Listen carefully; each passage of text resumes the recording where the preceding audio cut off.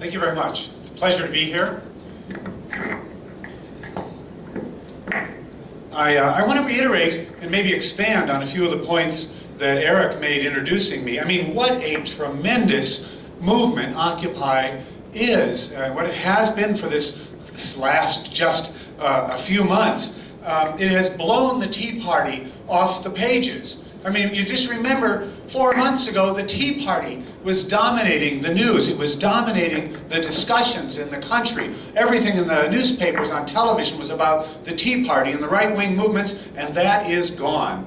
Occupy's anti-corporate positions. It's opposition to the big corporations. It's opposition to money in politics. It's discussions of social inequality and the inequality of wealth has become the dominant theme of discussion in the United States today. Every newspaper, every radio, every television station feels it has to take up and talk about these issues and talk about Occupy.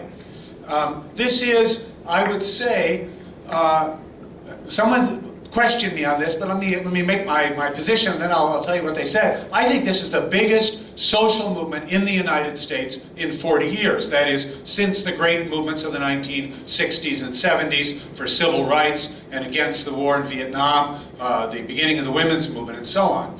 And when I said that, a couple of friends said, but what about the global justice movement? And they're right. The global justice movement was an important movement of the 1990s and 2000s, but it never achieved the kind of national scope and the depth that Occupy has in 4 months. There was a global justice movement on the coasts, in the big cities, among a group of activists, but it never reached, I don't believe it ever reached the kind of extension and depth and presence that we have today with this movement. Though it was quite important, it is a precursor of this movement we have today. Occupy's has introduced something else, I think, that is very, very important. And I think I don't remember anything quite like this since the civil rights and anti-war movement, which is to introduce into our discussions of politics in this country a whole new ethical dimension, a moral dimension that we're talking about in this country today, not only about wealth and power and economics. I've been to many, many leftist talks, I'm sure some of you have, analyzing the economic situation. But for people to get up and say, this system is wrong, this system is immoral, this system doesn't do right by the children, the elderly, the working people, the retirees, the normal people of our society, to speak to what it means to be unemployed, to be homeless. We haven't had anything that has done this for a long, long time. It's a very, very powerful indictment of the system that is being brought forward here by the Occupy movement. And what tremendous size and scope that it should spread from coast to coast. You can find it 1,400 occupations throughout the country, in big cities, in small towns, on college campuses, places you would never expect. Somebody has gone out and said, this is the public square. We have freedom of speech. We're going to speak out here against corporate wealth and power and against the government. It's an amazing in its scope. It's also amazing in which it has wrestled with the whole question of what is democracy? Asking the question, what is democracy? Not only the question of money in politics, but what would it mean to be a democratic society?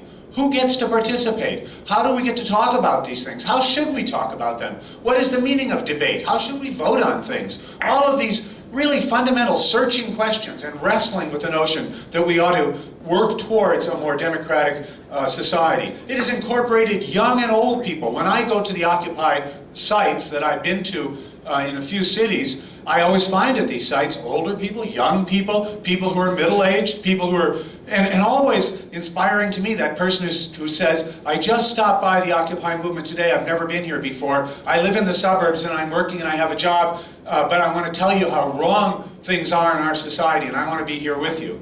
That kind of a representation of the whole society.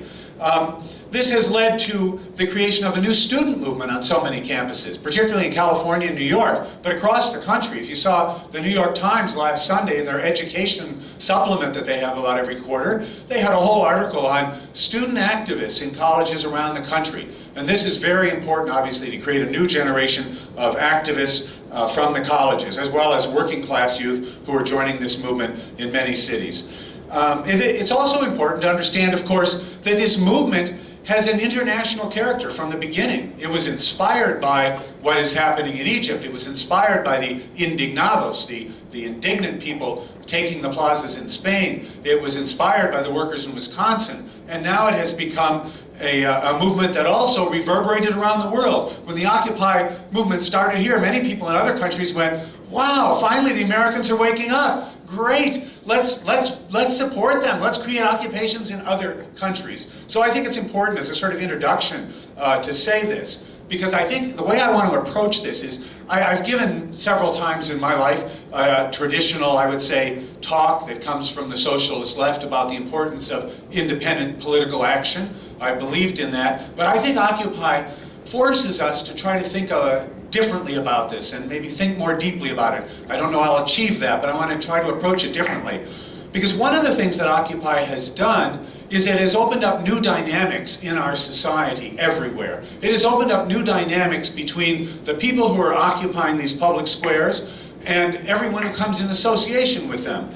That is, there's a dynamic interaction with the labor movement, which I'll come back to and talk about at greater length. There's an interaction that's taking place with all kinds of community groups throughout the cities. People who've been organizing around community issues see Occupy and say, wow, there's some allies, there's some potential allies. Can we work with them? How can we work with them? What can we do?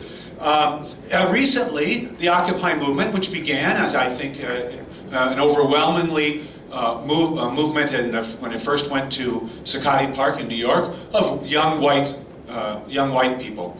And it has, as it was in Zuccotti Park and in other parks around the country and in other cities, more and more, it became more diverse. In some cities it became African American and Latino right away. That was the case in Atlanta, where there was great participation from those communities. But in other parts of the country, it has gradually become more diverse. And in most cities, as Occupy, after the police repression that occurred everywhere, and after the coming of the winter cold, the Occupy movement said, well, what are we going to do now? Let's take Occupy into the communities. So Occupy became involved in organizing Occupy movements in many different communities, often called Occupy the Hood, saying we're going into the African American community, not just going in, we're not going into somebody else's community, we're going to find allies, we're going to find out what's happening there, we're going to work with activists in the African American communities, the Latino communities, and try to build a movement there. And I think that this has really shaken up and challenged all the existing organizations and their leaders, and it's challenging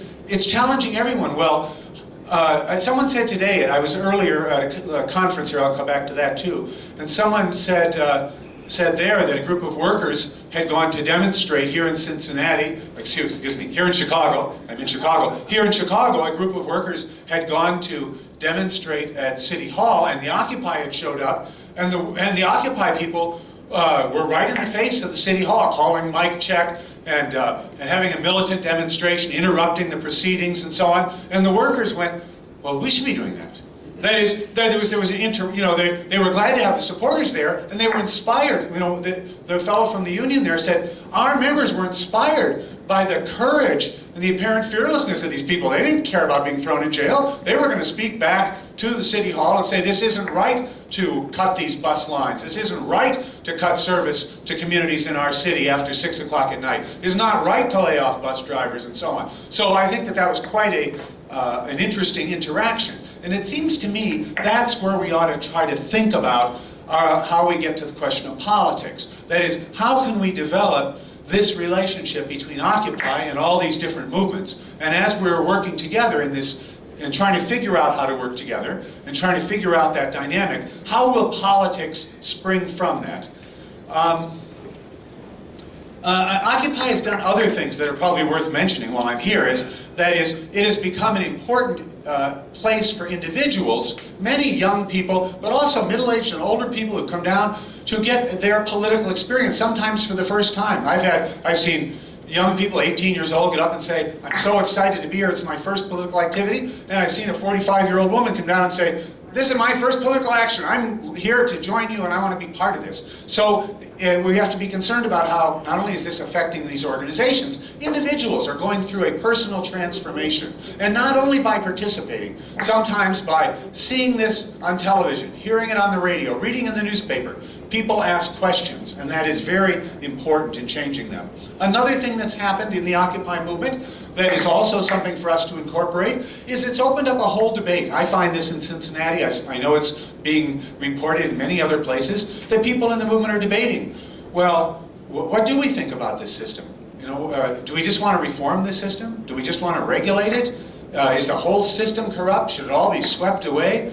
If so, are we socialists? Or are we anarchists? And there's libertarians in these Occupy sites, and the libertarians share some of the views of the anarchists, but not others. And so you have those people in the mix. And I think this is an amazingly healthy development, to have real political and discussion and debate in a big social movement with people, I would say, all sort of mostly on the left, maybe the libertarians not on the left, but mostly on the left, but left, right, and center in that group, all debating, where are we going? What are we doing? How is this going to work? That is really a tremendous new thing. This movement has introduced, after 40 years, new radical strategies that we had not taken up before. That is, or not taken up for decades.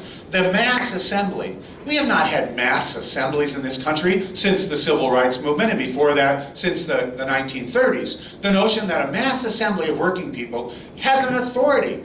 When a group of working people assemble and there are mass of them there speaking as workers or speaking for their community, they have authority and they grasp a sense of power and they see themselves as important in a way that hasn't happened before. We've had civil disobedience in all these park occupations where we occupied the parks and refused to leave. I'm one of those 4,000 some people who went to jail because I said I will not leave the park. I am not going to give up the right of freedom of speech. We don't care what time of day it is. We don't care how much food we have here or whether or not we have the best toilet facilities. This is about something more important than that. So I think that we've disrupted all sorts of public and private meetings around the country. We have had all of these arrests that I mentioned. We've joined in other national movements. The Occupy the Courts movement with Move to Amend most recently. So you had Occupy taking a concerted national action on one subject.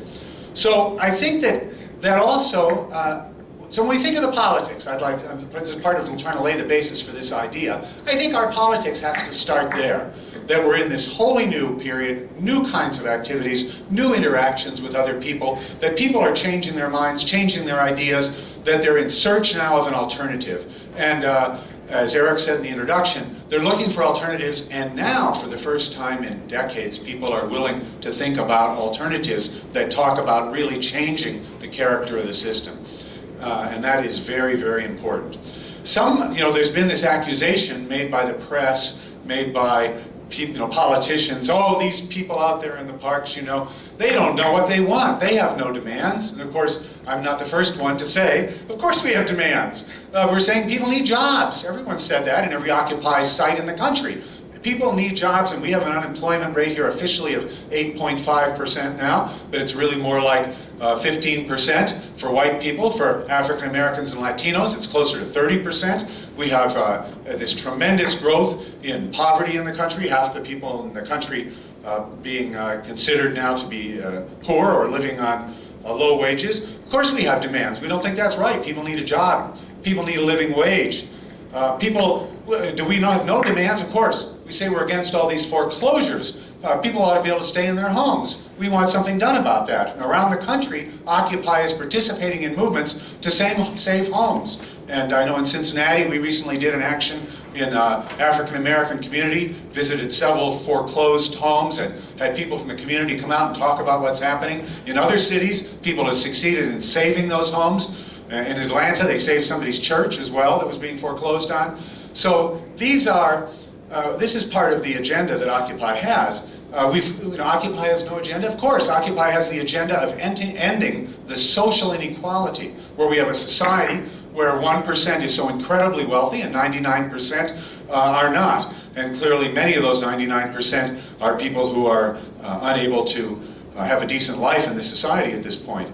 In some places, but not everywhere, Occupy has taken up issues of racial inequality, particularly around the foreclosure issue, but in some places around education and other issues, that we have a society which is racist, and which the racial institution we have, that is the segregation, economic segregation in our society, has to be challenged. And people, of course, in most of the Occupy movements have spoken out against the wars of the United States in Iraq and Afghanistan. So it's very clear that this Occupy movement not only has changed the national agenda, and not only has created this democratic character and taken all of these many mass actions that I have mentioned, but it has also developed a kind of a political agenda. It is, I would argue, that in fact, well, I should say one other thing. I think it's, I don't want to pass on and say Occupy, as if Occupy's had no problems. That would certainly be, the biggest problem is we're still too small. If we're going to change this country, we need to be 1,000 times bigger. 1,000 times bigger. Imagine if we were 1,000 times bigger. You could shake the foundations of this society, and everywhere we have to figure out how to become bigger. The movement is still too white. This is a society in which in many places people of color make up half of the city population, or in the state of California they make up half the population of California, and so on. So we have to work to figure out how to develop relationships with the communities of color that we build this, not only Occupy, but Occupy and the other related resistance movements, and build a much more diverse movement. In some places, this movement is still too much a movement of youth, so we have to make it a movement that has more representative of the society as a whole by age too. The gender politics of Occupy have not always been the best. That is, in various places, women, people from the LGBT community have not felt safe in some Occupy sites, and there has been some harassment. Or if they have not felt safe, sometimes they've also not felt that they could go up and speak, that they could take the same kind of leadership role that white men were taking. So I think it's important that we change both the racial and the gender dynamics. There's also been problems with the organizational structure of Occupy. People talk about the process and the organizational structure. But I think I sort of see it as an experiment in trying to figure out democracy, which is so central to all of this. But I think the way I see Occupy, and this really has to do with the central question here, which is the question about the Democratic Party, is, if I go back and read literature in the 18th and 19th century, you come across the word party. The word party did not mean in that era, they didn't use it the same way we do. That is, the late 19th century produced mass political parties. They became institutions, they had organizations, and so on. But if you go back and read from the period of the French Revolution till about the period of the Paris Commune in the 1870s, and you read in European literature as political parties that were developing, when somebody said the party of democracy, they didn't mean an actual party. They meant all those people in society who were fighting for democracy. That was the party of democracy. Whoever showed up on the streets to say we don't want to live under a feudal system anymore. Or they say the party of working people. That didn't mean there was necessarily an actual labor party in that country. It meant the party of working people were those people who had walked out of the textile mill, who had taken to the streets, surrounded the house of the guy who owned the mill, and were saying we're not going to work and live under these conditions. So I'm for thinking about Occupy and for seeing Occupy as a party in that sense. That is, Occupy is a party. It is the party of people in this society who are exploited, the party of people who are oppressed. It's the party of people in this society who understand we don't have a democratic society.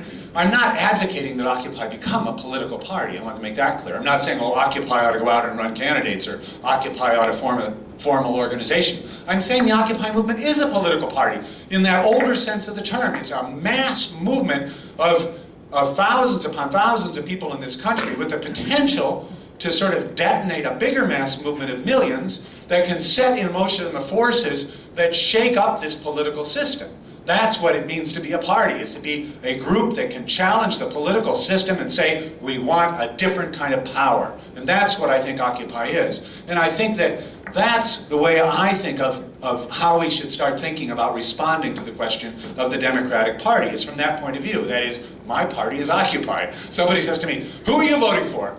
I'm voting, who am I voting for? I'm voting for Occupy. How do you do that?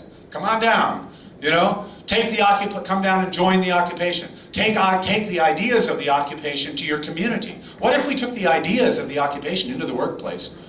The idea that you have a right to speak out, that you have freedom of speech. We don't have freedom of speech in any workplace in the United States.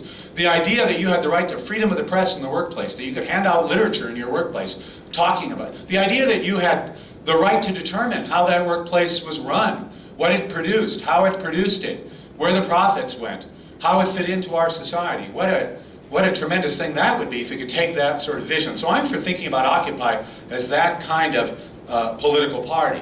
Right now, if I look at the movement and people say, what is this movement? It seems to me pretty clear. We can think it is definitely an anti-corporate movement. That's pretty clear. And then we have this debate in it about, and it's highly critical of the government. That is, people started out in Occupy, most of them really disliking the Republicans and very disappointed in the Democrats. I think those sentiments have only deepened.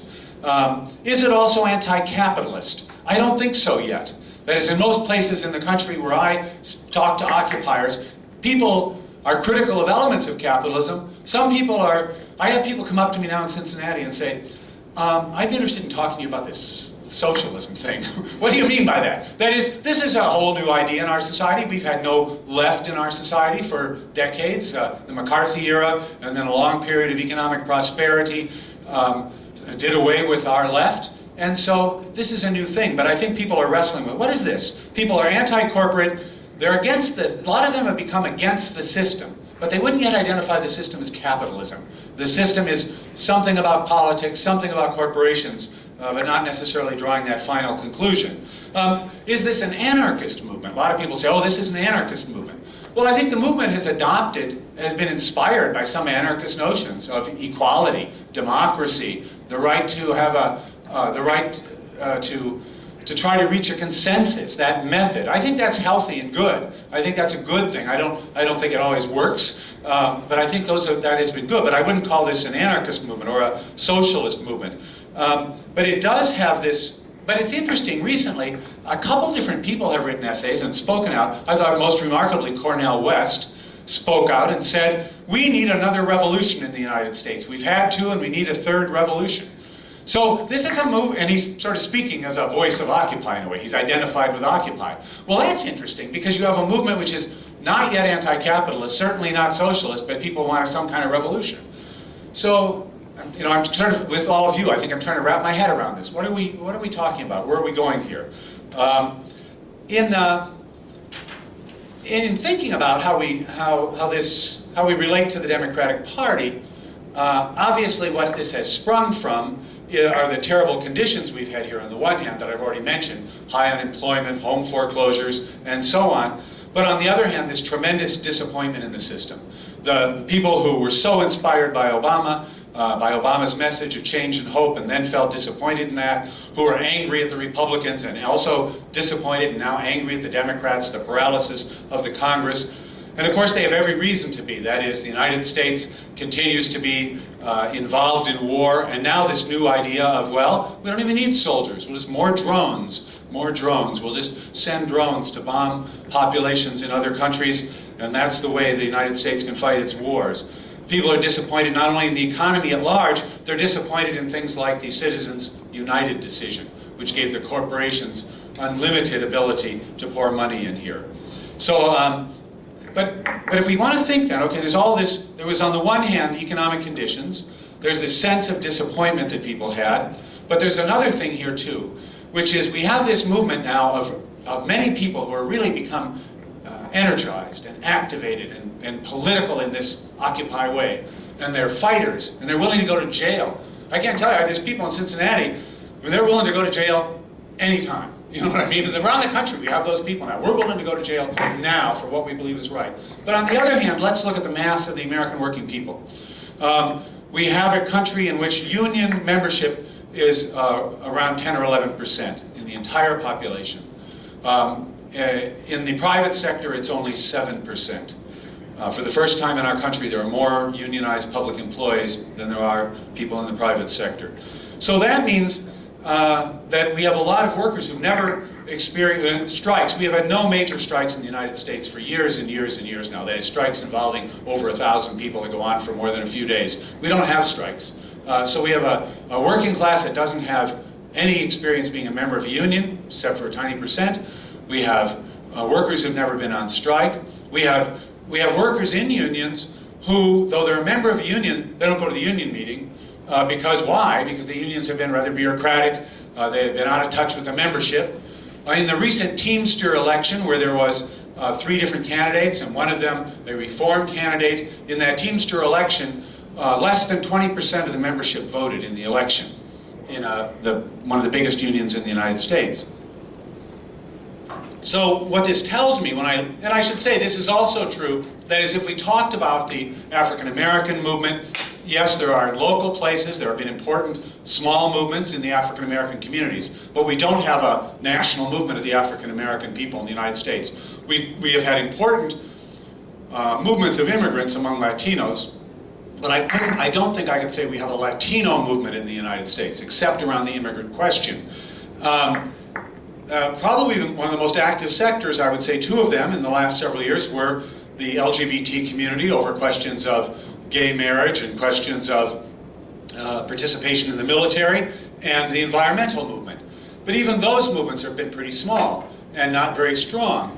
So I think that the interesting thing that's happening in our society, on the one hand, we have this vital, exciting, tremendous Occupy movement, and on the other hand, we have a society of working people. The great majority of our country are working people who are looking at this and who are trying to digest it, but they have very little experience in organization, in struggle, in participation, and consciousness about our society.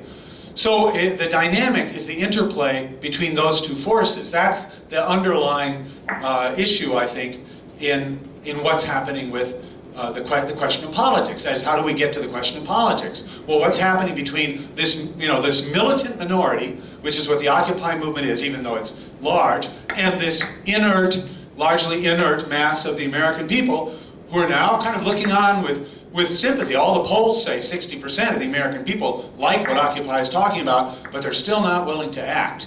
And so therefore, the most exciting thing in Occupy right now is what's taking place in the interaction between Occupy and the unions. And this is, if I was going to if somebody said, give me one word you would say about the Occupy movement, I would say uneven. It's very uneven around the country. In some places, Occupy is big. In some places, it's small. Some places, it's more working class. Other places, it's more student. Some places, it's more militant. In other places, somewhat less so. But and that's especially true in the relations to the unions. But what's very exciting and interesting is to see this relationship. For example, in New York, as you all know, when the Occupy movement began, and in its first several weeks, the New York unions came out to support the occupiers and march with them. And we had demonstrations in New York of tens of thousands of people, many of whom were union people. This is tremendous. We haven't had that sort of thing. But what is that relationship exactly? In the West Coast, we have had the Occupy movement coming out to support the International Longshore and Warehousemen's Union, the ILWU, a union that has a long history of involvement and support for social struggles, a union that has shut down the ports over racism in South Africa or over the war, and so on. So you have workers there of that kind of tradition, and yet there's a kind of complex and tense relationship between Occupy and the ILWU. We have here in Chicago, I came today from the conference being held down in Teamster City that was organized by the Occupy Workers Committee there. And there were a couple hundred people. I imagine by the end of the day, people coming and going. There'll be about 300 people down there. It was a terrific meeting. Great to see occupiers interacting with the unions. The really important question here is what's happening. In the history of our country, unions became very conservative and very bureaucratic. Many unions are no model of democracy. What is happening in this relationship? It is a very tense one. For example, in the West Coast, the ILWU welcomed the support of the occupiers, but the occupiers are challenging the officials in a way. The occupiers are saying to those union leaders, and let's fight, let's fight. We're going to come out, we'll block the port, we can turn out thousands. They shut down the port of Oakland. Who would have thought 5 months ago that the Occupy, a new movement would arise that could shut down one of the busiest ports of the United States? They shut down the port of Oakland. Yet, in doing this, they are challenging those union leaders to be more militant in all these unions. I'm not singling out the ILWU. And at the same time, they're speaking out to workers there, and they're leading workers to feel, people talked to me today at this meeting I just mentioned of the Chicago Occupy of workers there. People said, our rank and file members sometimes now come down to these Occupy worker meetings, and they can speak out here in a way they can't in the union hall necessarily. They may be able to speak out in their union hall, but it's kind of a different kind of meeting and a different kind of goals. So I think that is a very important and interesting development.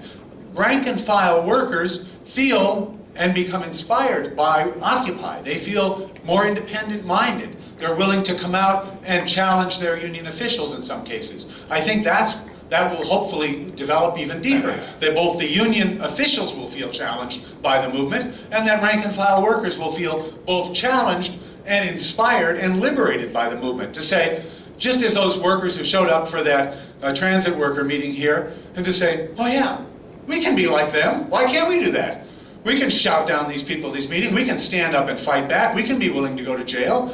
If workers start doing that on a mass scale, then we're back to a real labor movement, where workers say, we're willing to engage in direct action. We're willing to engage in civil disobedience. And I think that that's the kind of thing that we want to see happen, and we want to help to inspire. But we also have to take responsibility for that. That is, if we do that, we have to be willing to really be there with working people who are making a dramatic change in the kind of action they're willing to take and their role and their participation. We have to really be there in solidarity with them.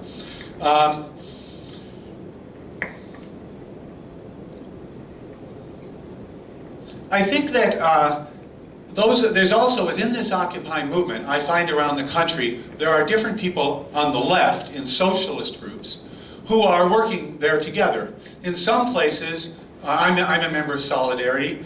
As was mentioned in the introduction, Solidarity is a socialist group, and it's associated with the journal Against the Current that we publish, though it's a journal that is broader than our organization in its content. And as a Solidarity member, I know that in some cities, some of our members are working closely with the Freedom Road Socialist Organization. And I know in other cities, I know in Cincinnati, we work we've gotten very cooperative there with the International Socialist Organization, the ISO. In some cities, our members are working with the Organization for a Free Society, both in Detroit and New York, which is a quite interesting group. And we have very cooperative relations with them. And in other places, we work and share common attitudes with people from the Socialist Party. So I think it's very important that we think about how those of us on the left can work cooperatively not only with each other, but with the people in this broader Occupy movement and in other resistance movements, and how we can start to reconstruct in this country. We don't have as there was in the 1930s. The Communist Party was a big organization with a big following, became very big in the 30s, and it had a big influence, and it was a very significant factor in what happened on the left. You could say the same thing in the period of the early 1900s of the Socialist Party in the United States. We don't have today a political party of the left. We don't have a political party of the left. But it's important then that those of us who are on the left try to figure out how to cooperate to create a left pole within Occupy, a left movement labor pole. So it's not only cooperating with each other. I not only want to get along better and be closer to and more cooperative with people from the Freedom Road Socialist Organization or the International Socialist Organization or the Socialist Party or the Organization for a Free Society. I want to be able to have that rooted and connected to these relationships to labor unions and social movements. That's what makes it matter. As the left, we don't matter as the left, we're too small. But we could matter in our relationships that we develop to these other organizations. So I think that should be a strategic concept. And as we did that, and we had a bigger labor left, then this interaction and this discussion about what is our relationship to the Democratic Party becomes more meaningful. I can tell you for years, if people said to me, well, what do you think we should do in the election? I've been a socialist for a long time. I have felt for a long time the Democrats and Republicans were not parties I could vote for. They're not parties of working people. They belong to someone else. We can't work out our problems in those parties.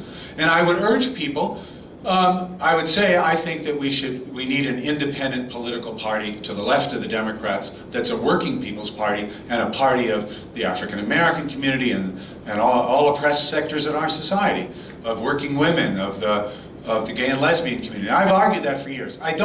I never thought it mattered in terms of the elections or would have much impact. I did that to win one person to my point of view and recruit them to become a fellow socialist so we could continue to be active in the movements with an independent position.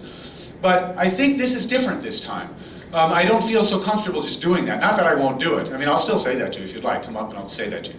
But I think what really matters is that we say that Occupy is our party, that we say that we're going to build this force and this movement. Now, it came to me very clearly today, though, hearing the discussion in Chicago, how complicated that is. For example, here in Chicago, people have good relations with several of these unions. They've had common demonstrations and common activities, as no doubt most of you are better aware than I am. But now this G8 is coming up in May. And so the question being discussed was raised by a young woman activist at this meeting. She said, well, how are we, most of us in Occupy as a movement, all of us in Occupy, we don't support these political parties. And so how are the unions going to relate to us if we're not supporting Obama? And in fact, we're critical of all these political parties for their agenda. And on the other hand, we are able to work with them now on all these things. We want that to continue. When the G8 happens here, and you have all the international world leaders of finance and government here, and you have people in the street to protest that, and you have Obama's man, Rahm Emanuel, trying to shut that down, how are things going to play out? And I think that's really where it's at. That is, on this question of our relationship to the Democratic Party really comes back to a classic question in the left that's called the question of the united front, which means how do people in different organizations work together for common ends and yet respect each other's right to differ, even on some important issues. In other words, can we work with the unions to demonstrate against the G8, to be against the U.S. Foreign policy, both military and economic? Can we do that? And can we at the same time have these common demonstrations? Can we be against the administration and against the corporations and speak out strongly and not be working for the unions, for the Democrats? And can we work with the unions and fight alongside the unions, shoulder to shoulder, for the things that we think are needed? That's really the touchstone of what is going to be our relationship to the Democratic Party. And I think it's a very tough question. I'd be interested in hearing those of you in Chicago who've been involved in the Occupy movement or union members or both. How do you see that playing out? Because that's what we want. We want unity with labor on the struggles and the interests of working people for jobs, for housing, for their communities, for their children, for the elderly. We want unity on that, but we want our right to differ on other questions, and we respect their right to differ. So I think that is really the center of this relationship. And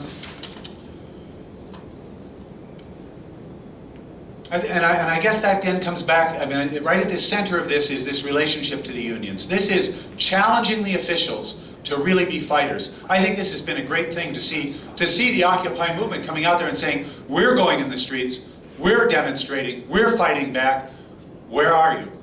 And to say to the union officials, we're coming out to fight for your members. Are we going to all do this together? Are you going to be joining with us? Well, and the rank and file members saying, well, gee, what's happening here? And if this has caused some tension, if you followed the debate and discussion about the ILWU, the West Coast Longshoremen, there have been resolutions passed by some of the longshoremen's unions saying, you can't come here and tell us what to do, Occupy. And some union officials have spoken out and said, what is this Occupy movement doing? On the other hand, they say, we want Occupy to come help us block the port of Longview where there's scab labor. Well, that's a really interesting and important that's the heart of this united front thing, you know, and it's challenging these officials to be fighters, and it's going to become bigger around the question of the Democratic Party. So I guess I don't feel I can say, I can't give that same talk to individuals anymore and think that's adequate. I think I have to say to them, we have to figure out this relationship to the labor movement and to the African American community. You know, the African American community is by and large going to be loyal to President Obama. And given the history of racism in the United States, when African American people for the first time see a black man as president and have a sense of pride in that and have a sense also perhaps of protection in that, that means that the African American people will not, I don't think that they will be politically in play. I think 90% of the African American community or more will be voting for Obama. I think that's a great loss to those of us on the left and in the labor movement and in society at large, because and not so much whether they vote for Obama, but the fact that Obama has succeeded in taking the group of people who for years, whenever I went any place to hand out a leaflet, to demonstrate, I knew that African Americans would take the leaflet when white people turned their back on me. I knew African Americans would say, what's the picket line about? I knew that if I was on a picket line with them, they were the group I could trust most. So this is it's quite a terrible development, because these have been the brothers and sisters of our movement who were the most critical element of American society. It was black people who got first that there was something wrong with racism and the need for the civil rights movement, obviously. It was black people who got first that there was something wrong with the Vietnam War. You all remember that idea of, you know, I'm going off to fight for the white man against the yellow man and I'm a black man?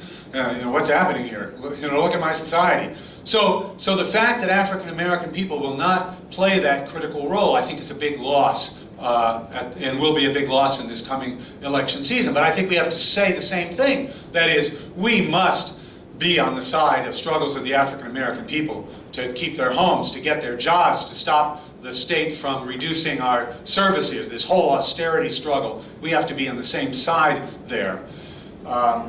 So the question of the Democratic Party, I guess I will end. I don't know where I am for time, but I guess I will end by saying that I feel Occupy's my party, you know. I guess I'd like to say I feel I should end with the chant here, don't you, you know? Like, you know, tell me what democracy looks like. This is what democracy looks like. Right, we are the 99%.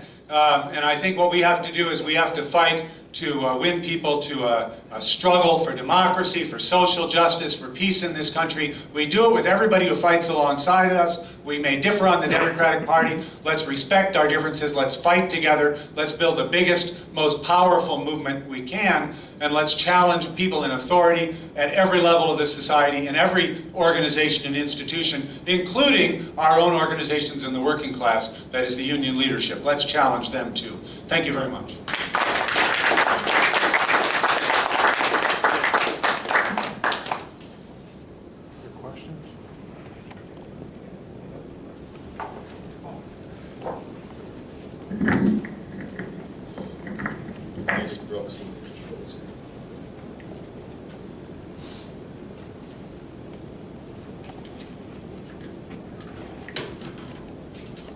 Am I just taking the questions here? Are you? Got a question. So I guess my view is that we're open for questions, comments, differences of opinion, discussion, debate, as you like. So, turn the mic.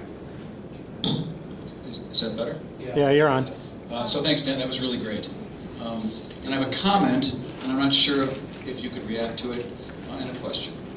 The comment is, as I've been interacting with Occupy people, and they have looked at employment in ways that I think are different, the unemployment issue in ways that are different than I experienced with social movements in the past. And that is, for many of them, particularly among younger occupiers, they not only want good jobs and living wage jobs, but they want jobs that are interesting. They don't want to do the same thing over and over again every day and work in a tiny cube with fluorescent lighting. They want a real job. And they recognize the relationship between that desire and the crappy jobs that people have who make the cell phones and laptops that they like so much. And I think, so I'm not sure what that, it's just an impression that I have. The second question I have is the relationship between Occupy and the Spanish-speaking community, which has been, in the last few years, far more organized at the community level and far more activist, particularly in terms of the events of 2006. And I'm wondering if you had any thoughts on how Occupy and those community groups relate. Yeah, I think just on your comment, I agree with you very much on that first one. That is, and this, of course, it goes back to the origins of Marxism. Those of you who are Marxists know this famous papers that Marx, working out his ideas about the nature of labor, they're sometimes called the Paris manuscripts or the economic and philosophical notebooks. And in these things, Marx wrote about labor under capitalism. And he said, well, under capitalism, labor is alienated. And that's really, he's using that word in the same sense we use, it's like a real estate term. It's when you lose it. It goes on, it's taken away from you. So your labor goes away from you. That is, you go to work, you don't control your relationship to the work. The employer sets that. The employer puts the work before you, tells you what to do. Your creative human essence of being a creative being, which is sort of the definition of human beings. We are the creative beings who can do things differently. We're not instinctual. We are animals, but we have that special difference of creativity. You can't do that in your work. That's taken away from you. Your relationship to your fellow workers you work alongside of. The boss sets up the workplace. He makes you sometimes the enemy of your fellow workers by making you compete. And that is a terrible thing about work. At the very end, when the product is produced, even if it wasn't a product you created, that's taken away from you. And all of that goes out to produce the wealth, which then in the society is used to oppress you. So I think that this desire of people for creative work, to me, one, that's the essence of being a human being. People have always hated these jobs of drudgery and of repetition, tediousness, work that was also often dangerous and dirty and sometimes humiliating in its character and so on. So the fact that we have people talking about freedom and freedom of expression, this is a little bit of the socialist influence, it's a little bit of the anarchist influence, it's a lot of just people having shitty jobs and wanting to have real human experience, and I think it's a wonderful thing to see, and I've also seen that in others. And obviously, I think it's a great contradiction we feel between our workplaces and the great freedom that of a certain sort that electronic communication has given us. And I noticed that many of the occupiers in different cities have come out of the whole computer world. Of course, that's because it's such a big world now. But computer programmers, people who install computers, people who are computer designers, so many of them, and that's in such contradiction to the nature of work, the creativity that many of them feel and their ability to do that. On the Hispanic community, the couple cases I know something about are the case of Atlanta, where the Latino community has been participating in Atlanta's Occupy movement, I think as others have, around issues of their communities, foreclosures, jobs, and so on. I thought one of the most interesting terms was in Albuquerque. The movement there called itself the Unoccupy movement, because they said, we've been occupied for 500 years. We want to make it clear, we're tired of being occupied by Europeans, by rich people, etc. So I think that, and there is a participation in other communities in the Southwest. I've talked to some people who've been in the Southwest Occupy sites, and there are Latino communities participating. Obviously, though, the biggest social movement in numbers for the biggest social demonstrations were those spring and summer 2006 Latino demonstrations. Those are the biggest in our national history.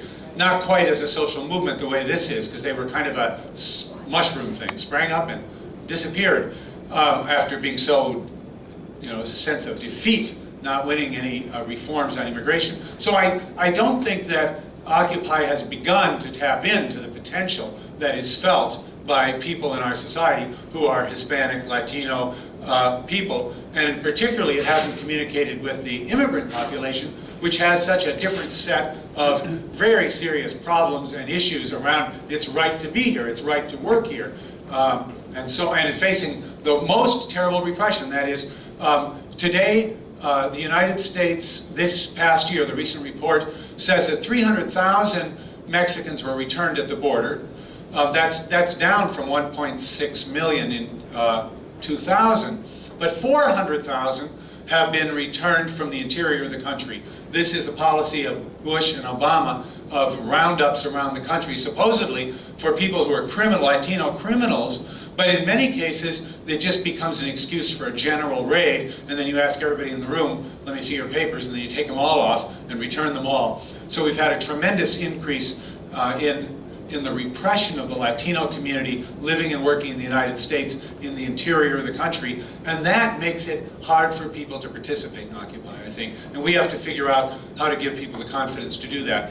At the same time, you have to say, look at the amazing role of the Dreamers and others who are coming out.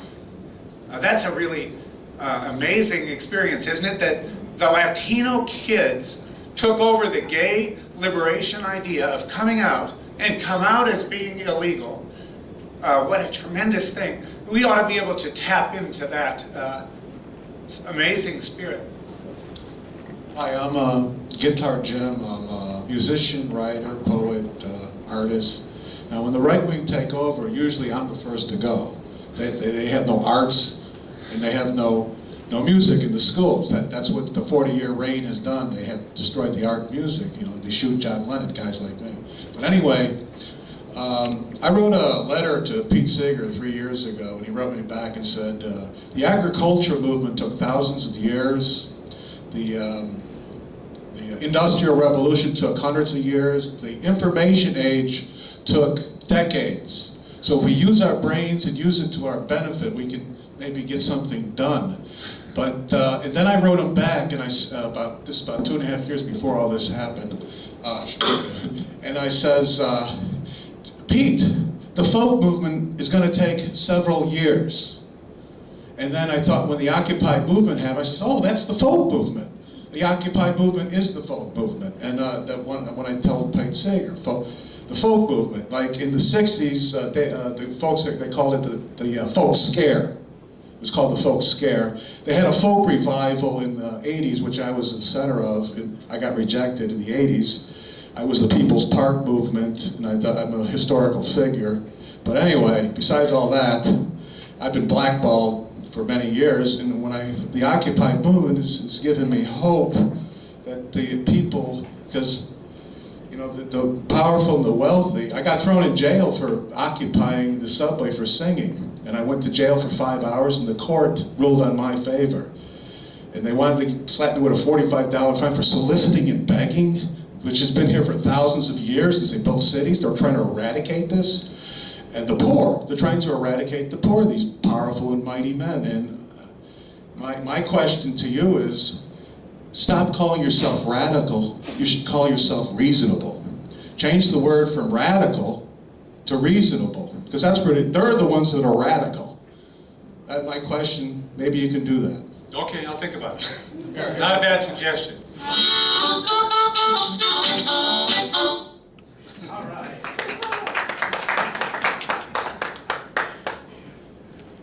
Bear with me, because I took notes while you were speaking, and I have a lot of questions on my mind. First of all, to say that I was very excited when this Arab Spring started, and it even woke up the left in Israel, believe it or not. The questions about consciousness, about the main goal of this whole movement, and about the strategy. As far as the consciousness, you mentioned that people kind of now feel a permission, they have a permission to speak up. This is very slow, but I noticed some other current, why people are so many that identify with the 98%, 90%, are afraid to get up of their tuchus. Lack of efficacy, a feeling that what you do is not going to make a difference. And it's this passivity, this helplessness, efficacy. Fear of violence, when we use words like socialism, revolution, anarchism, even though today they mean very different things than they used to, people think of Stalin. How to reframe the idea and to get the fear out of making change, wanting social change. And I don't know how to do that. We need to think about that so that we can get more people out, like you said. If we really could get not all the 98%, but just 85% out of the streets, we got it made. The goals, it seems like, okay, we need more employment and better conditions. Those are wonderful goals, but they are symptoms. And what I notice in the Occupy assemblies that I've attended is that I can't find the holistic, the whole society, if you want to say the ideals, as to beyond the narrow interest of several groups. And this is what I don't call the Occupy Day, it's we.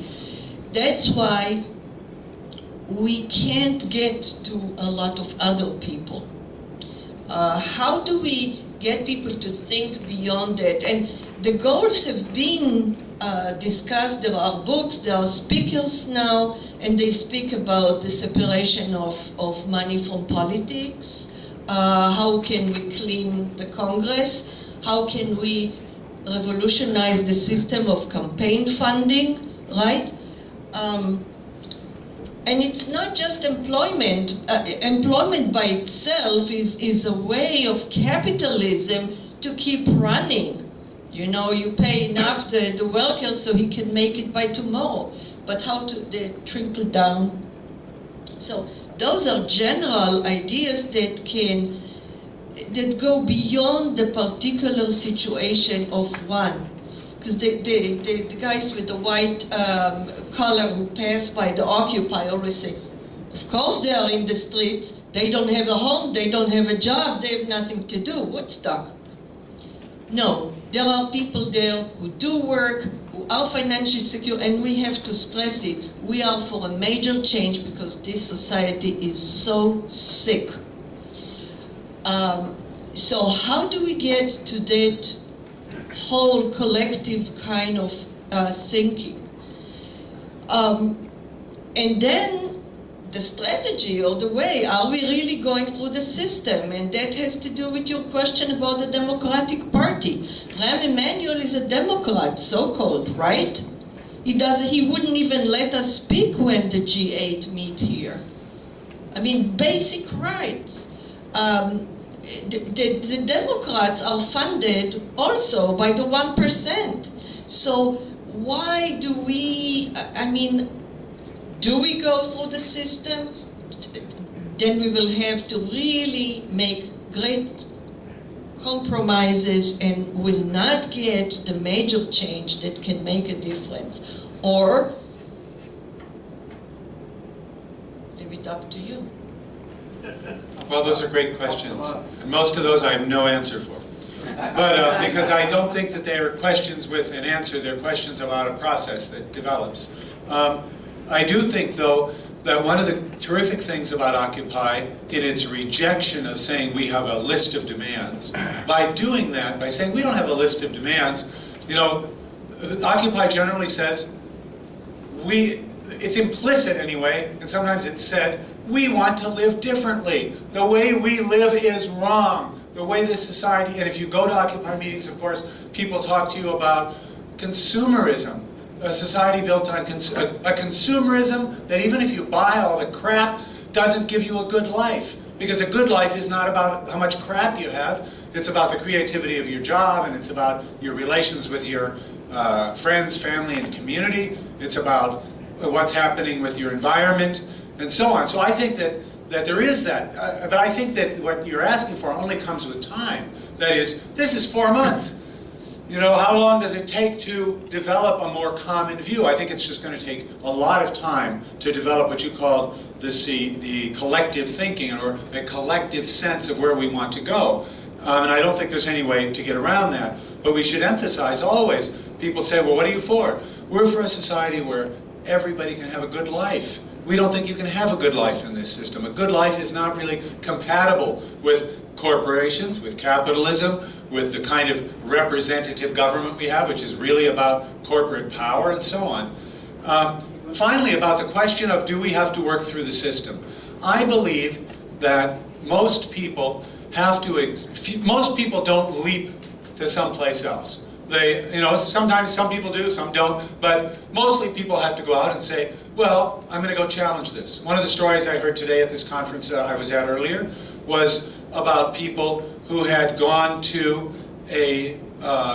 not in Chicago, but in a smaller town, somebody saying they went to the city council and they were very reasonable and they showed up and they had their demands. The city council totally ignored them, just went ahead and did whatever they wanted. Oh, actually, there was also a Chicago example like that, which was this resolution that would limit public demonstrations. And people showed up there and they had reasonable positions, and people made preposterous statements, and then they all voted, including the Liberal Democrats, everybody voted to suppress the right to demonstrations. Well, but people have to see that. I think most people have to say, I did everything they say to do. I called my city council and my alderman. I'm sorry, I'm in a different city here. In some places it's the select man. It was like that. But I called my alderman. I went down to City Hall, and we gave a reasonable thing. We explained how this affects most people, and they didn't do it. And I think people have to go through that.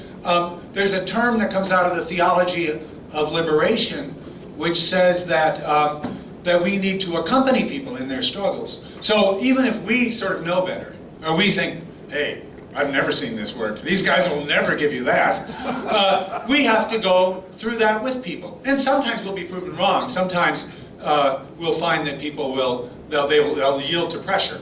But I think we have to go through that with people. We have to accompany people on the voyage, accompany them in the struggle. And I think if we do that, they have to exhaust the remedies. There's a legal term, if you're in a union, that before you can go sue in court, you have to exhaust all internal remedies in your union. So we have to kind of help them exhaust all the internal remedies of our system to see this system isn't going to work for you. We need a different system. So I think we have to go through that process. It doesn't mean we legitimate it. It doesn't mean to say, oh, we think it's good on the Democratic Party. I'm not for accompanying them into the Democratic Party. I'm saying we're fighting alongside you. We'll do. You go do that. But on these other things, I think we have to go through the common experience. That would be my answer. Hi, thanks, Dan.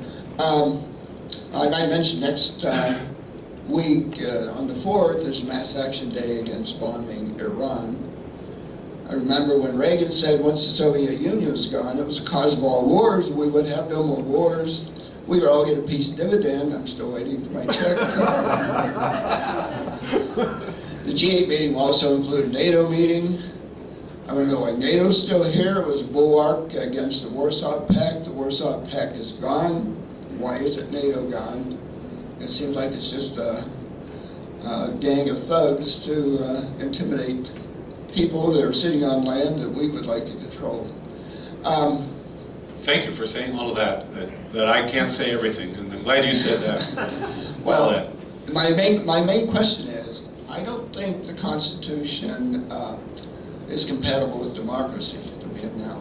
I think we have to have a parliamentary system. We need a system that if the government's out of control, we can dissolve it and hold new elections, because as it is now, they can sit there for 4 years and do like Bush, invade countries, spend our money, and there's nothing we can do about it.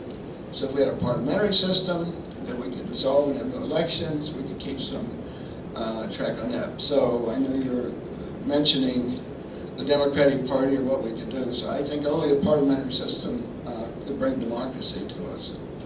interested in your... Well, I think that's an interesting point. I'd look at Merkel and Sarkozy and see what the parliamentary system has done for the Europeans. That is, I think their parliamentary system works very often much like our system. It's not all that fundamentally different, it doesn't seem to me. The question is really the fact that the state, both the political parties and the state, are created as institutions to make possible the accumulation of capital, to keep the existing property relations and relations of employment in place. So my own view is when there's been radical upheavals in history around the world, what tends to be, to me, the most powerful examples of an alternative is the notion that people create democratic committees in their communities. The famous example is the short-lived Paris Commune, but where workers came out in their neighborhoods and organized committees and voted and discussed things, made decisions. A government which had that quality of you could recall anyone at any time, you could dissolve the commune and start over.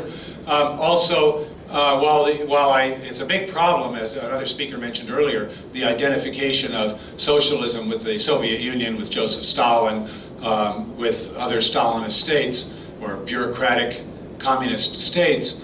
In its origins, let's say in the late teens and very early 20s, in the Soviet Union, the collapse of Tsarism, the revolution that took place there by the returning armies of people just walking away from the war, coming back, the workers who rebelled, the peasants who were starved for land in Russia, that led to the creation of committees of workers and soldiers and peasants, and people tried to create a democratic society founded on those. We know that went awry for a lot of complicated reasons. But I guess my own view is, yes, Parliament, there might be some superior elements of parliamentary democracy, but we should also keep in mind this whole idea of direct democracy or participatory democracy, the right that even if we had a better parliamentary system, people should still have the right to participate in their workplace in making decisions about work. Democracy in the workplace, to participate. We always have in this society, we always have all these citizen review panels, but they're almost always controlled by people who are more comfortable, who have the resources. And so every agency in government, there's always some citizen committee, but it doesn't really reflect the neighborhood. It doesn't really reflect a working class neighborhood or a poor people's neighborhood or even a middle class neighborhood. So it's usually the local businessmen and a couple of optometrists. So we have to think of a society that would have a different conception of democracy, not only how your government is, but how your democratic participation in the society is on a daily and ongoing basis. And I think it's interesting to ask questions about other societies, like there are these interesting experiments going on in Latin America, in Venezuela, in Bolivia, in Ecuador, and in societies there where people have created these kind of movements of popular participation. It's always a real question to what you can also have societies where you have mass participation. I would say Cuba, you can have massive participation in demonstrations, but I don't think Cuba has a democratic government. So mass participation also doesn't equal real democracy. Real democracy is having the power to throw people out, create your own political party, create your own labor union if you don't like the one you got, all of those things. So interesting, provocative ideas. I would just say let's think about all the different levels of it. And also, one other thing, I'm sorry, but all other things is, in our society, we are always faced with the question of racism and gender inequality. So even if you have these democratic forms, you have to really have what I believe in the concept of affirmative action and the promotion of people who have been historically oppressed to really make it possible, to do everything possible to create a system that incorporates every element of society which has not participated fully and equally in the past. Hi, my name is Greg Hudson. I came in from Indiana. I was late. I missed your presentation, but I had seen some advanced material about it. Glad you came from Indiana, and I hope you have something to say about what's happening there too. Yeah, I sure do. But I won't get into it now. That's all. Right now, it's all focused on right to work for us. Yeah. But please go ahead with your comments. I didn't mean to interrupt you. I just think it's an important fight that's going on. At least two big points keep occurring to me regarding Occupy. One is the resistance to participating with an organized political party, and I'm sure you covered that, and I'm not going to ask you to do it again. I just wanted to throw my own feelings into this. Well, actually, that's related to my second point, which is that it's a leaderless movement.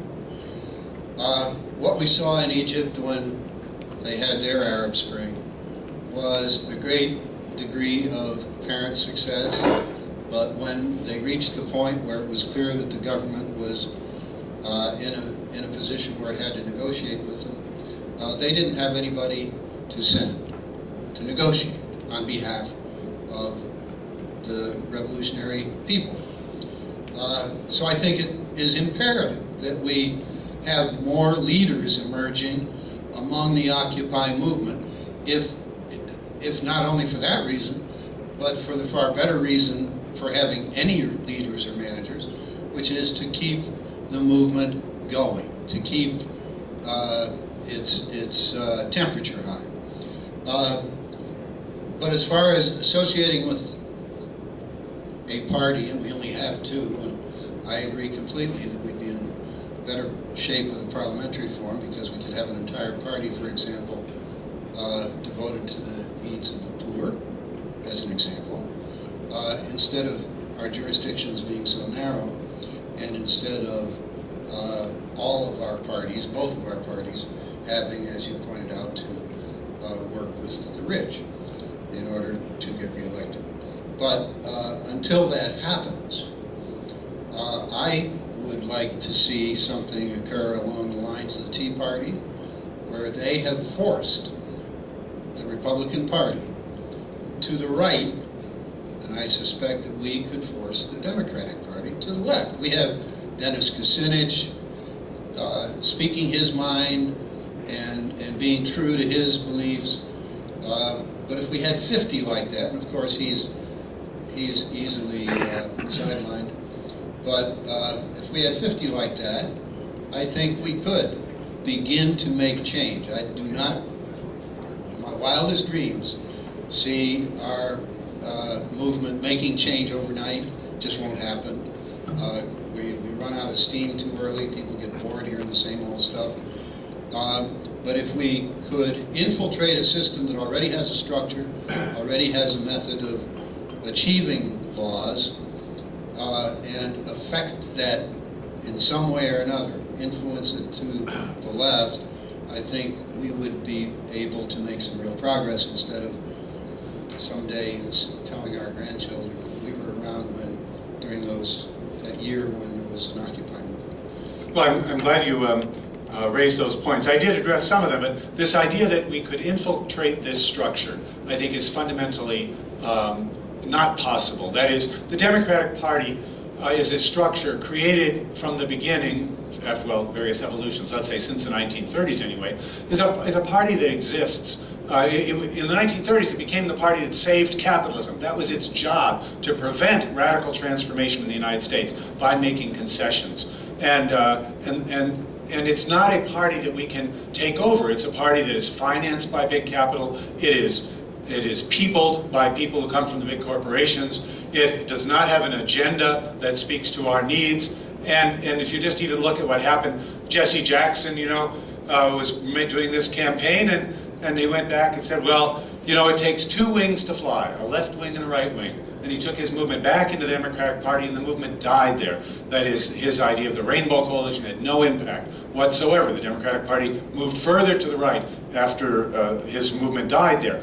Yeah, take Dennis Kucinich, who you mentioned. Well, I should say Howard Dean. How about Howard Dean, who seemed a little, not a radical, but he seemed a little bit of a wild card.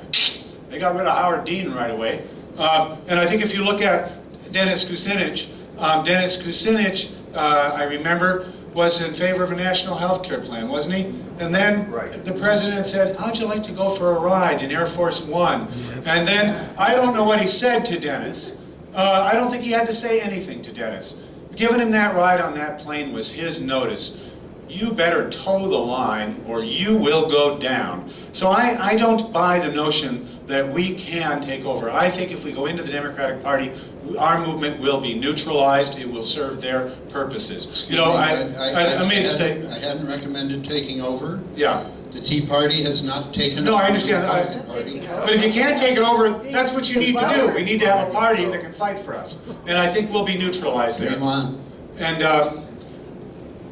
but thanks for coming and for offering your point of view. Hello.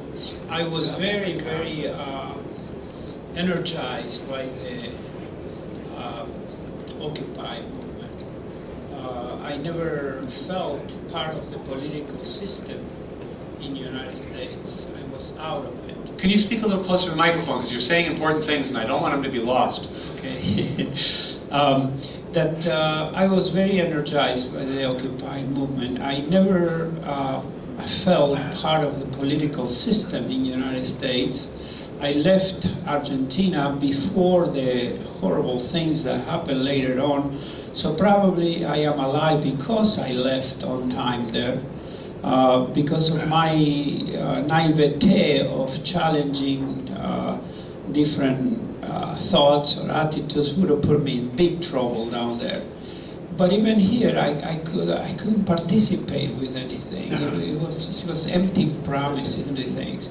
I worked all my life, and then I found out that I was working to produce wealth, which I did by means of my engineering knowledge and all that, and I get nothing. Didn't get health insurance, no vacation, no nothing. And I saw in the Occupy movement the opportunity to bring that up, to show people what a poor life this country is offering to its people. There is no future, there is no hope, there is no working hard or anything. That's baloney. It's an illusion that they are selling to the people that you can work hard and you can make some difference. So I was very disappointed when the Move On movement here in Chicago start kind of taking the attitude that they are part of the Occupy movement and making meetings with people, putting the name of the Occupy, but it was no Occupy movement. So my question on that issue is, how is the Occupy movement prevented from being taken over or diverted from its original purpose? Yeah, I would like to respond to two things you say. The first one, you said you had never felt part of the political process here. And I think you spoke for 50% of the people in the United States. 50% of the people in our country don't vote, ever. So you spoke for them, you know. And it's not that, you know, there are some people who, on the left, who sometimes say, well, those people, you know, are really more radical and they're not voting because they understand the system. I don't think that's true. I just think they're utterly alienated by the system. It doesn't speak to them. And they never participated because they have the same attitude you do. It's baloney. Why should I participate in this? On the other hand, that's sometimes just a sense of rejection of possibly changing life at all. And I'm very glad to hear that you were excited, as I have been, and energized by this and been participating. And you raised this question of MoveOn.org, which became really kind of a liberal political organization. It started out as an anti-war movement, then became a liberal political lobbyist kind of organization. And I think it's very inappropriate for MoveOn.org or other organizations to come out and speak as the voice and claim to represent Occupy. You ask, how can we prevent ourselves from being taken over? I think we've done something pretty good.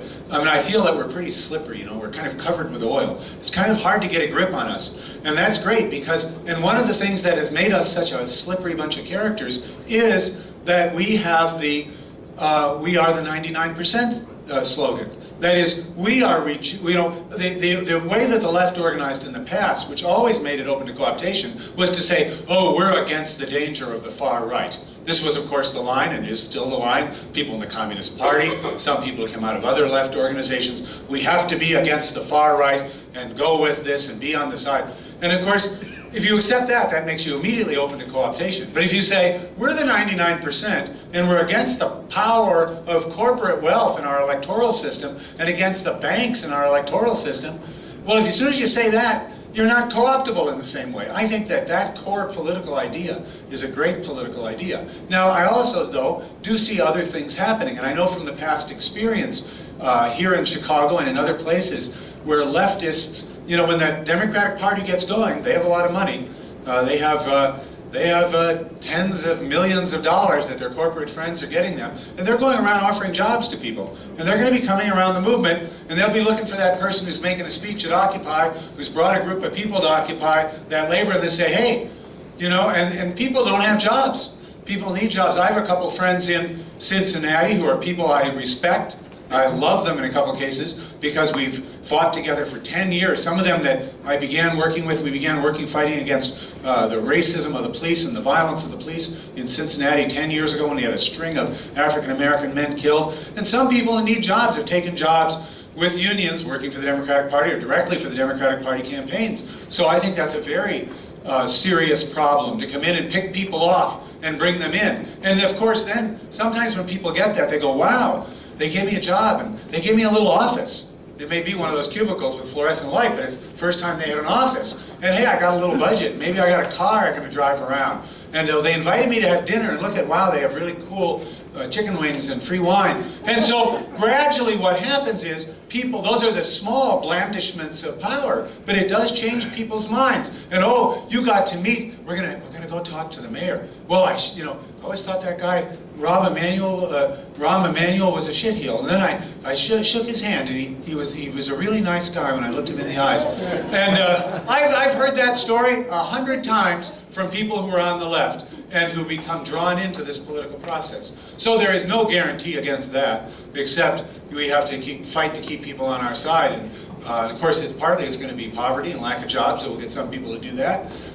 But the main thing is, let's stay slippery. Let's stay that we are the 99%. We are what democracy looks like. We don't buy this notion that we're just fighting some far-right, proto-fascist devils. You know, we're fighting corporate power, and they do the same thing whether they're Republicans or Democrats. What John Lennon should have said, he should have said, somebody spoke and I got the American dream. Please. Yeah, in Spain, I read 2 million people participated in their version of the Occupy movement, and they did polling in Spain where 80% of the Spanish people supported the demands of the Occupy movement, the Indignados. But then they had an election, and the Socialist Party, which was sort of moderate left, called itself a Socialist Party, had been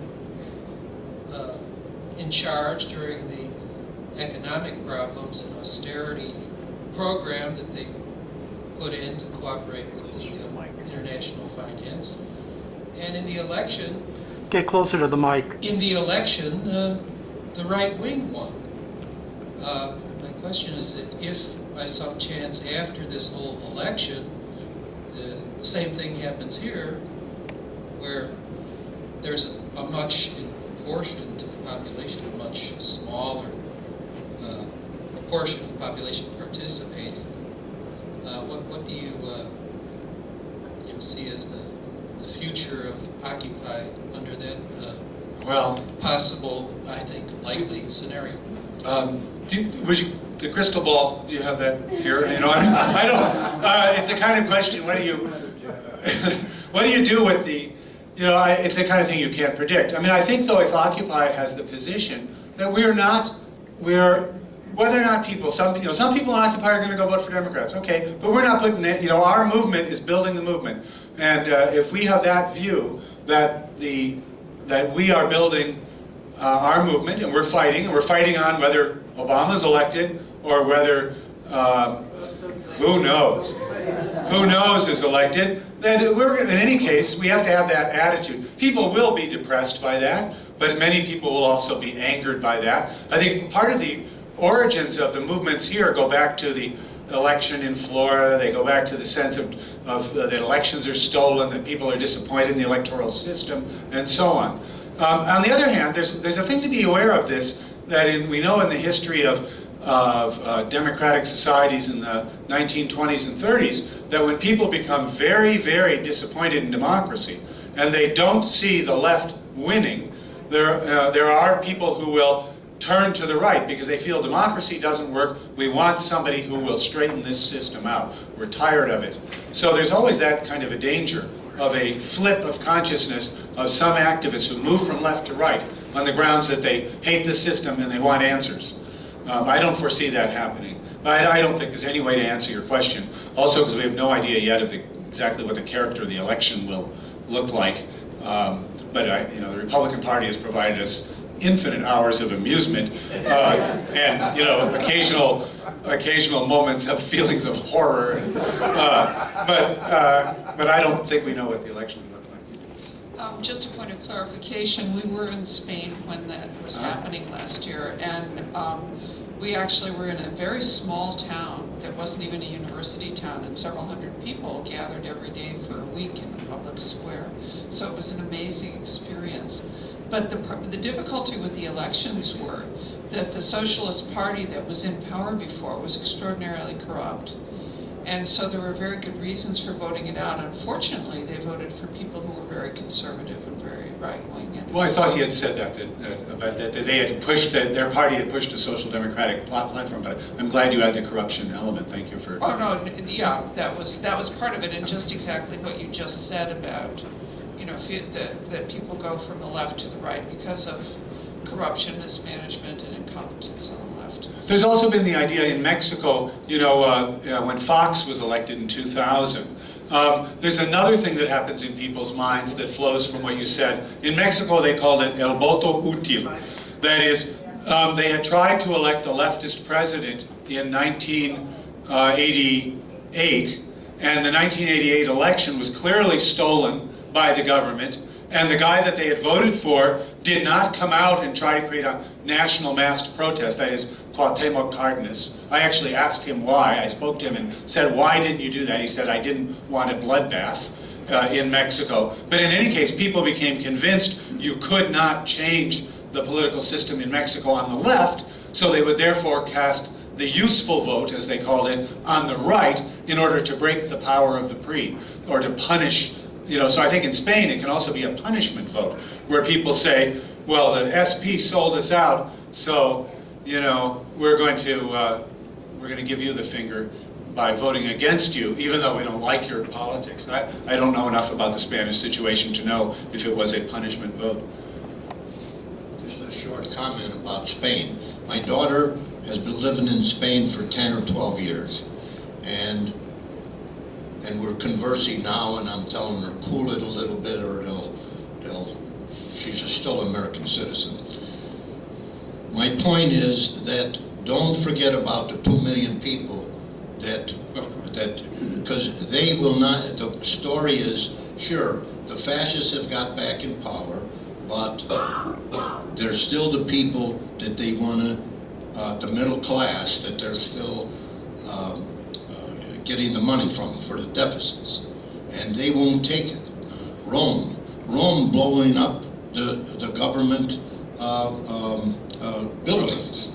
Even Germany is starting to have some trouble. So they're not like us in Europe. If it gets so bad, they'll be sure to have their movement. And that's what I wanted to say. Thank you so much. I think the one point I would make is the right-wing party is back in power that does share common roots with the fascists that were there before, but it's not a fascist party now. It's not a fascist system. And I think you're very right. Those 2 million people will continue to struggle and continue to fight and won't let it become one. I just want to take this opportunity to thank you. This has been a very dynamic discussion, I think, and a great presentation. I don't want to rain on the parade here, but a thought came to me while I'm listening to all of this, and you had touched on early when you were basically delivering your presentation about history. And those of us that consider ourselves historians know that, at least in our country, and our history has been such that the Democratic Party is a place where movements go to die. And the reason why I'm bringing this up is And I'm addressing Occupy in Chicago specifically. Because a couple of weeks ago, something happened here that I found, I mean, this is the first thing that I can honestly say since this movement began, which, as you identified, it's been going on for roughly 4 months now. But right in front of the Martin Luther King holiday, you know, up in Uptown at the People's Church, the Occupy people here in Chicago organized an event at which there was a boatload, and I mean a boatload, of regular Democratic pals. They more or less took the meeting over. This to me is very disconcerting, and I'm going back to, and I heard you say it at one point, and I was waiting for this word throughout this session, you know, the word co-optation. And I think what we face in front of us right now, this is the immediate problem. I mean, we are in an election year. We know this is a thoroughly corrupt system. The powers that be have a lot of money. They're going to be bringing everything they have to try to divert this movement back into the what? The old, tired, tried and proven to be a failure back into the electoral system. And you know, I'm going to turn this into a question. I know it sounds like a monologue here, but I wonder what your thoughts are, because I'm sure, knowing you and things that I've heard you say and things that I've read that you have written, that this is in fact a real danger and something that we have to address. And I believe it's staring us right in front of the face right now.